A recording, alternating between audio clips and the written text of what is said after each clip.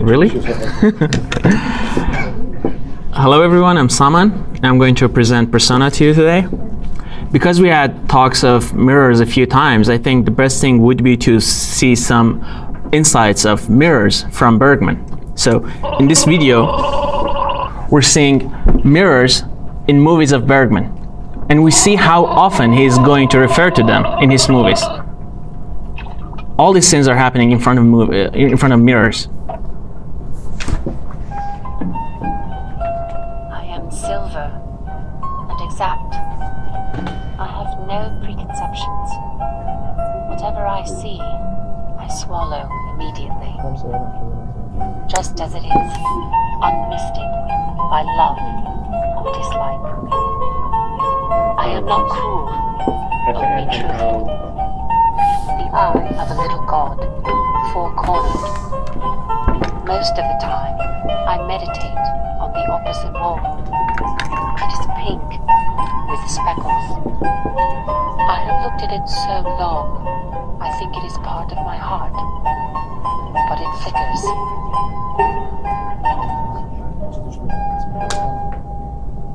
Faces and darkness separate us over and over.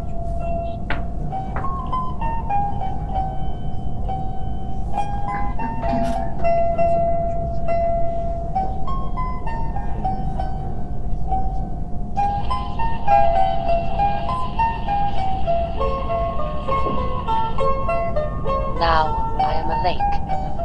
A woman bends over me, searching my reaches for what she really is.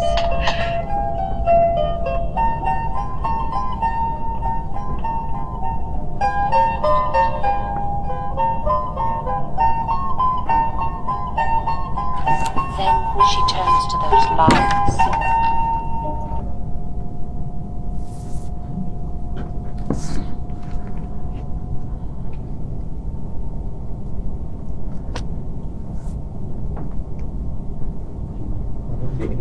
Bad internet, yeah. I think it's enough. We all understand that now, that movies are, in his movies, mirrors are very important. Usually, every movie of him has some sort of a character standing in front of a movie, in front of a mirror. So now let's dig into the movie and see what are the merits of it. So the movie was made in 1966. It was made by Ingmar Bergman. The two of the main characters are played by two of his favorite actresses, Liv Ullmann, who has had extensive partnership with Bergman in many movies, Face to Face, Sarband, Shame, Scenes from a Marriage, Autumn Sonata, Cries and Whispers. In all of them, she's been part of the main cast, and she's always been one of the main actresses that Bergman has worked with after their first partnership. I think Persona was their first partnership, and after that she was the main actress of his movies.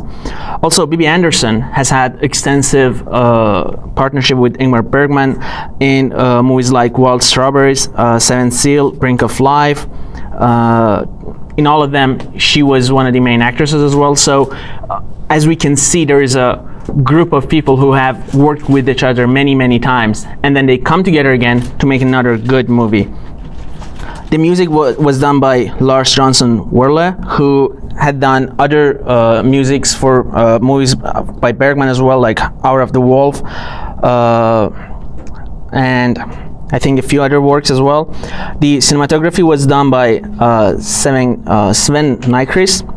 Movies like Face to Face, Fanny and Alexander, Autumn Sonata, Magic Flute, all of them were, he was the one that did the cinematography. So again, movies by Bergman are usually like this. So he has a group of collaborators who he does the movies with them usually, and rarely changes any of the scenery, which I think it makes a great comfort for him. So he's very comfortable with his actresses, with the cinematographer, with the music and everything, which makes the movies extremely personal for him, because through their life he has influenced them a lot. So if you watch interviews that has been done with Bergman and another actor or actress, you see that that actor or actress has been heavily inspired by Ingmar Bergman. So at the end, majority of the contents that you see from the movies are your personal journey into the mind of Ingmar Bergman. I'm going to talk about the movie from 3 different aspects, which intertwine with each other, and I hope that will answer many of the questions that were asked today. The first thing that I want to talk about is the essence of the movie. At the beginning, what we see is a kid in front of a big stage. The boy, a young boy, wakes up, looks at the wall. There's a face of a woman that is projected upon the wall. So you see the kid sees the wall. So the kid tries to reach the wall and tries to touch that woman, but he cannot reach it. You understand that he has a great tenderness, great passion for that picture in the wall, but he cannot reach it. And from here, we start to realize that this movie is a movie about cinema itself, the nature of cinema. And it shows 2 aspects, a duality of cinema. The first is a window, the next is a mirror. You, in this scene, as a spectator, you are sitting on the other side of a window and looking into this scene. You're seeing this thing. On the other side, there's a mirror, which is the wall. So the kid is in front of a mirror. So what is the main sense of the mirror that makes it so useful for Bergman? A mirror only shows what is projected upon it. A mirror is always like a wall. There is no depth to it. There's no other side of it. You only see what is there. So as a spectator, that kid sees the scene on the wall, tries to reach it, but he cannot. Because this is the mirror side of cinema. And we always feel that. We always feel that there is something missing for us. We never fully understand cinema. We never fully grasp it because there's a wall, because it's projected. It's not real. On the other side, the window is there too. Through cinema, we can see different worlds. We can see different new worlds, new people. So there's this duality, and the movie is about this duality. So the dualities are portrayed by the 2 actresses. One that does not talk, which is Liv Ullmann. Her face is always silent. You only see reactions from her to things that are said to her. So she's pretty much the mirror. She acts like that mirror aspect of cinema. On the other side, you have Bibi Andersson, sister Alma, who talks all the time, who projects, who actually opens her soul to you. She confesses about her most inner feelings and most secret things that she has done. So this is the window side of cinema. We have this duality, and keep this in mind. And actually, duality and this specifically the mirror construct of cinema is not coming from Bergman, but rather is a theory by Bertolt Brecht, which has had a lot of support from European directors. For example, Fellini has a movie about cinema, 8 and a half, which is very much like this movie, in this sense of having this mirror construct where you as a spectator, it's hard for you to grasp the movie fully. However, you see things, you have fragments, but you can never put them together to make complete sense to you. And in this movie, we have both of this. At the beginning, when you see that there's this patient and there's this nurse that she wants to nurse the patient, and all of this is could be reality. So you don't question it. You fully understand it. So this is the window. You go into these people's lives. Goes ahead, and at the point when the 2 of the ladies go in front of a mirror, it happens in it probably happens in Sister Alma's dream, because she went to bed before that, and then she kind of wakes up, but at that point you're not sure if she is actually awake or she's sleeping. And then they go in front of a mirror. That's where the mirror stage starts. And from that point till around the end of the movie, you're pretty much you don't know if you're in dream or in your reality. For example, the husband comes and then he doesn't recognize the voice of his wife. He mistakes that lady for his wife, which is kind of impossible in reality.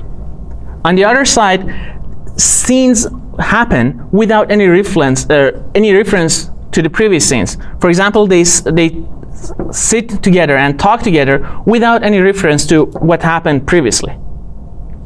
Therefore, we can see that at this point, where there's a wall between us and the characters, and that wall hinders our understanding, and we cannot fully get what's going on in the movie. Therefore, this movie pretty much projects Bergman's idea of cinema. So this is one aspect of it. The second aspect of it is has to do with psychology of cinema. So as an actor and actress, you're an empty shell of a human being. You're supposed to not have any feelings or any opinions. All your feelings and opinions on stage are coming from your director. And off stage, that's the problem for an actress. When you go off stage, the director is not a single person. The director is everybody. Your mom tells you that she wants this from you. Your husband tells you he wants this from you. The kid wants another thing. And at some point, you lose your grasp of the border. You don't remember where is the border between stage and real world. You forget when you're acting and when you're real. And at some point, you realize that you're acting all the time. And that's where corruptness comes. Because acting on stage is just acting. Acting off stage is lying. And where you're lying continuously all the time, then you become corrupt. And then again, now the duality comes. You have two persons, one which is real and genuine, and one which is never real, and she's never genuine. Liv Ullmann, actually she told, the other lady, sister Alma, told her that nobody knows how rotten you are as me. So we have this. And then, if we look at this from Liv Ullmann's perspective, she was always told what to do on stage. And when she goes off, as with the pregnancy and all of that, which was projected on her face, she's thought or seems to be great if she had a kid. Seems to be great if she was a mom. And then she does it. And then she goes on with things that seems to be great for her, but not being. So she wants to be, but she always just seemed, which brings her to a point that she just cannot bear this lying, this corruptness anymore. So stops talking at all. And actually I'm thinking that there's a relationship between this and some of Nietzsche's philosophy. In his Ex Homo, he says when he's faced with great animosity and when he wants to rebel against someone, he's powerless against it. Instead of bearing animosity and being full of full of enmity, he prefers to have a lack of will. He calls it a Russian lack of will. He just wants to stop doing anything and he just lays in the snow and that's it. Here we have that from Liv Ullmann. She just stops talking. She's just like she stops everything, and that's where the corruptness stops. I think this arc is also done. The next thing is, this movie is very personal for Ingmar Bergman in terms of the fact that he had a very troubled relationship with his mother. In his own autobiography, which is The Magic Lantern, and also in some of other interviews that I've seen from him, he talks about his mother, and he says that he had great love and passion for his mom. And he says that his mom was the most beautiful woman ever and all of that, but his mom was religious and conservative. So she never showed any love back, any tenderness back. The only time Ingmar Bergman was getting love from his mom was when he was sick, which he says that at that time she showed a lot of tenderness towards him. And we see in this movie, the baby is kind of sick. He's lying in a hospital bed, pretty much. So it brings me to this point that I see Bergman to be the kid in the movie. And this movie is kind of his personal journey through his mom, trying to understand his mom and why she never showed him any tenderness, any genuine love. He has a few movies like this with this theme. Autumn Sonata, The Silence, Brink of Life, all of them are about love between mom and a child. A love that should have been there but was never there from the mom's side. His actresses always, he kind of always fooled around with his actresses. Specifically, he was very much involved with Harriet Andersson, not this Bibi Andersson, Harriet Andersson, and with Liv Ullmann, the Elizabeth Wagler. They were quite involved with each other. And what we have heard from the actresses regarding Bergman is that he didn't wanted love from them. It wasn't that he wanted to have, like, be with them. He kind of wanted a mistress mother, which was very, very impossible for the actresses. So usually he actually, after a while, he would break up with a girl, with a mistress, because he couldn't find that balance. He married 5 times. He had 9 kids, and only in his 5th wife he found what he was looking for. He was looking for a woman that is very much like his mom in both shape and also in character. And he actually said a few times that his 5th wife was the most look-alike woman to his mother. And so we see he's always been searching for his mom. And here in this movie, we start to see him going through a woman to see how does that woman feel about the child. And the beauty of it is it comes back to the mirror window duality of cinema. So we have Bibi Andersson and Liv Ullmann sitting in front of each other, and Liv Ullmann never says a word. She doesn't say anything. We only understand her feelings from her face. So the feelings could come from 2 things. Either she is reacting to the accusations, so because Bibi Andersson is pretty much accusing her of all of these things, and her reaction is coming from either she is just disgusted by this, or no, she's actually reflecting upon it and realizes, yeah, this is the truth. Therefore, we see this whole relationship between him and his mother binds back to this duality of cinema. At the end, you never get any answers. At the end, you don't know if he's actually this lady never loved her child, or it's that she's just reacting to this great accusation of you brought a child to this world and you never loved him. I think this, this is the 3rd arc that I was going for. Yeah, I think I'm done. Perfect. Thank you. Welcome. So, questions? Yeah. If you have any questions, just please raise your hand. And Zari. کسی دیگه سوال من این که تو گفتی که فرمی که میخواست اداره بده که بیا رو استیجی چیزایی که ازت میخوان، در واقع جامعه ازت میخواد که در بخشش مادرته. بعد یه بخشی هم که درون خودته که اونجا اشاره میکنه که این میخواد بیاد تو لندن یه مثل ما یه جایی از این هایی میکنه که نمیدار تنها باشی. حالا داشتی میگفتی که اون بخشی که این میاد کانفرانس میشه بهش میگه که تو میخواستی بچه میخواستی بیاری و بعد نشد اینجوری کردی و برامت کردی و باشن جانه گفتی که این بخش رو دوست داشت. از کجا میگی این بخش رو دوست داشت؟ شاید این بخش اصلا دوست نداشت. کی دوست داشت؟ گفتی که این میخواسته انگار وقتی که دوتایشون نشسته بودن و این داشت میگفت که تو در واقع بچه رو نمیخواستی، داره در مورد بچه صحبت میکنه. بعد گفتی که اینجوری به نظر میرسیده که الیزابت در واقع نه میگم ریاکشنش یا از این میاد که داره به این اکیوزیشن ها ریاکت میکنه، ناراحت میشه. این ناراحتی که تو صورتش میبینی ممکنه از این باشه، یا ممکنه از این باشه که واقعا داره واقعیت رو میشنوه و از این واقعیته که ناراحت شده.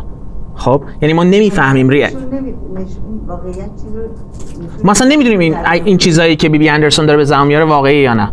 ولی ما از ریاکشن های لیوولمان میفهمیم که یا اینا ممکنه اینا واقعی باشن، یعنی مریتی تو این هست که این واقعی باشه، و از یه طرف هم ممکنه که نه واقعی نباشه، فقط دیسگاست شده از این اکیوزیشن های مزخرف.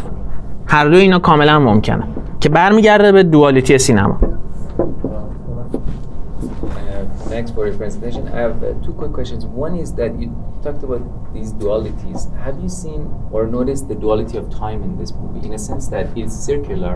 We start with the opening scene, it ends in the opening scene. Yeah. And also the time is a little bit also fragmented. Like, because it is like, as we were saying, it's like dream reality. I lost the sense of time in this movie, and is it also nature of cinema from this aspect? And the second thing is, Amir was talking about lesbianism.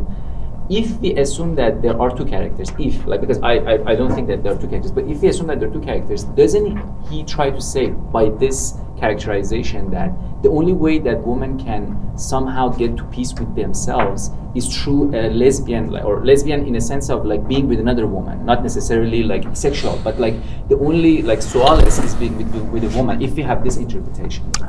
See your point about the circularness of the time. I had never noticed it. This was the fourth time I was seeing this.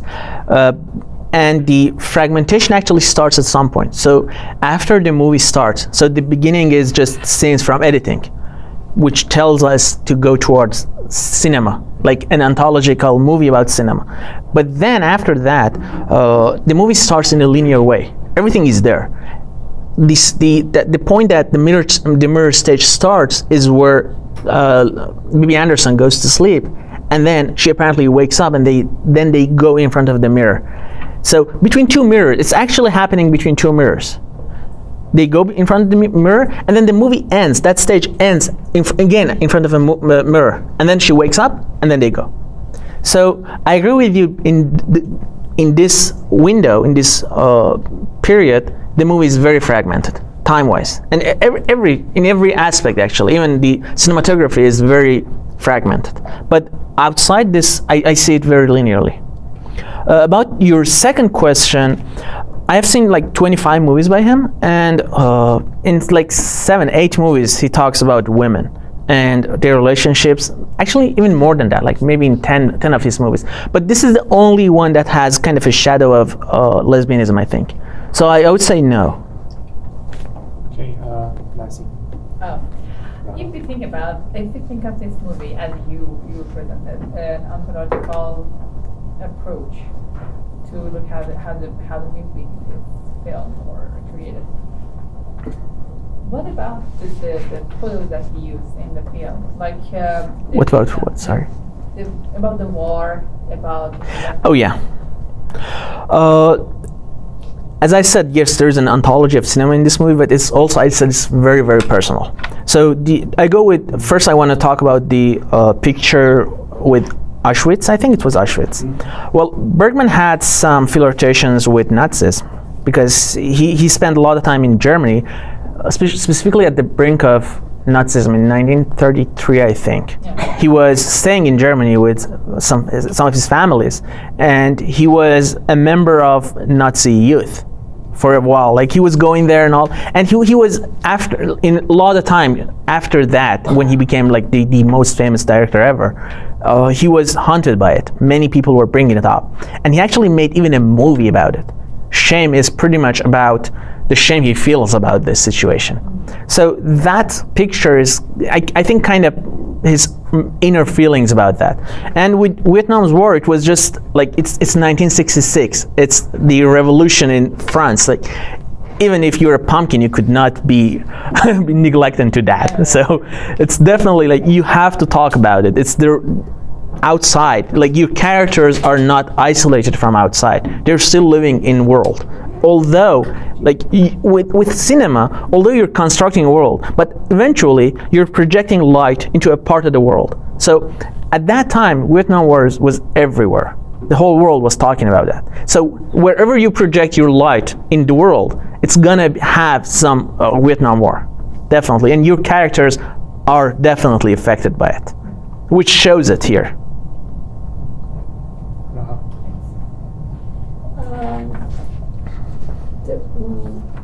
Like the way you presented, like that's like the film is influenced by the Bergman life. Yes, yes. But in a way, I didn't see like the exact. So the film is not really about the mom and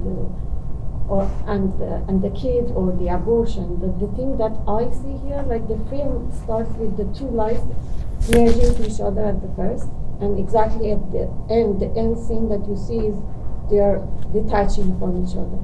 So I feel the movie is mostly about like these two personalities merging into each other, and like I'm saying, like the way that you are presented, it can make sense, but to me it doesn't say the whole movie. And the other thing, like 1/4 of my presentation was about this. The rest was not about this. Like I didn't see like you talk about what Ullmann said that much. Like What? about the two personality. Like your main point was first about the film is about the cinema, that is a mirror, and the second like Mirror and window. Yeah, Mirror and window. And the second was about the relationship between mom and kid. I see. And No, there was another one, Psychology of Cinema. Yeah, it's related somehow. You are seeing that the movie starts with the kid in front of a mirror. Not a mirror, a wall. A wall. That is projected. It's not a mirror. It's just No, a but projection. a mirror is pretty much like that wall. That's how you get to there. Because a mirror only reflects what is in front of it, and there's no depth to a mirror. You can never reach what is in the mirror. You can never reach the other side of the mirror. I mean, Just like that wall, there's didn't something see projected on any it. mirror in the movie, right? No, actually, there is. This scene is a very famous mirror scene. It's like it's pretty much the most famous mirror scene in history of cinema. Yeah. I mean, it didn't start with a mirror, right? No, the movie didn't start with the mirror. The mirror stage of the movie started with this, and ended with this. So there is a period in the movie that the narration stops being linear. It becomes erratic. You don't even know if it's happening in reality or it's happening in dream. It actually gives you lots of evidence that it's happening in dreams. That period starts with this and ends with this picture, in front to the two actresses in front of a mirror. So that's that stages that I was talking about. About your other question, that duality, as I said, these two persons are actually each one of them representing that duality of cinema, these two sides of cinema. And at the end, we know that this duality is one. So this is two aspects of cinema that we see. Just like these two persons, they seem different to us. They are actually different, but on the other side, they're kind of the same. Like they're part of a unity, but they're at the same time there's a duality in them. Okay, you sir. I think that another big theme of the movie is the issue of consciousness, which could be, like the issue of the mirrors, the window. It's kind of either a reflection or a metaphor of that. The issue of consciousness, like all the stream of consciousness of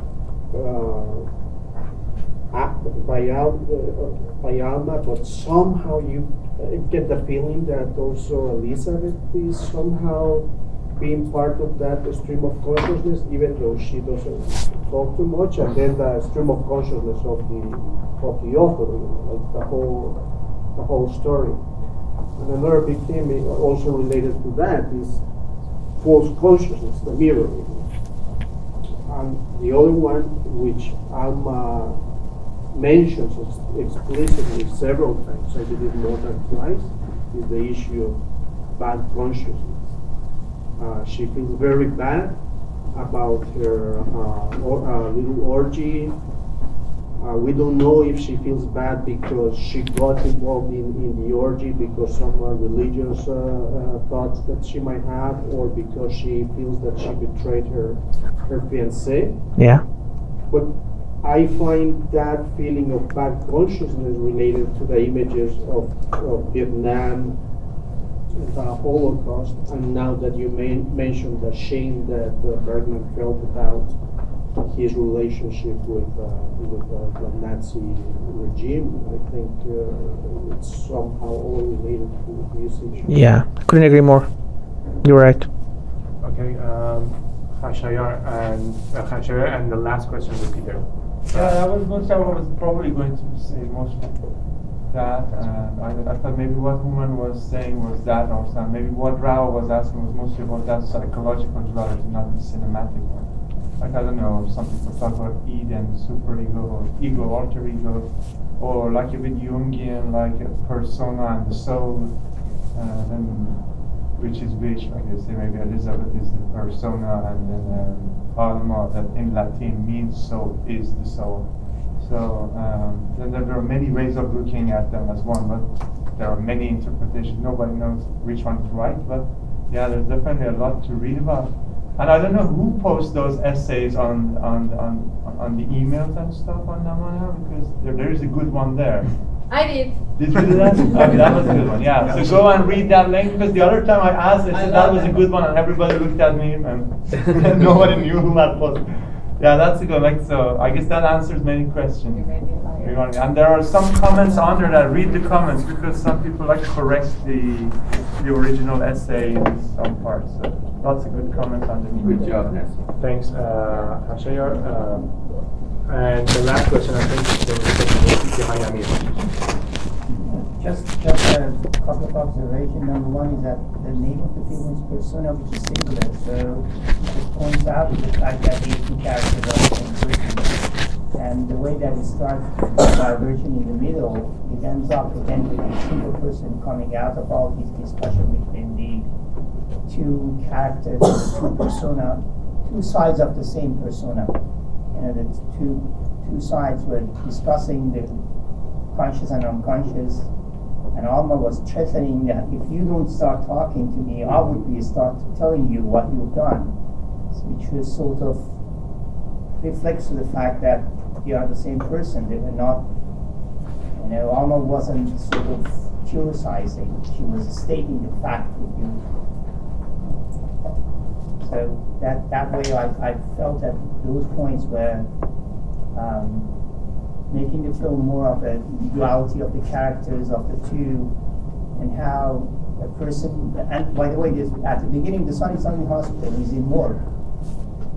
That's a morgue, that's not a hospital. You notice it's a morgue, everybody is just flat and with a white color on the top. It's not a hospital, it's a morgue, so the son is dead in a way, and he's created a conscious trauma for the lady, and she's going through the things. She goes in on a trip and comes back as a unit, as a single person again.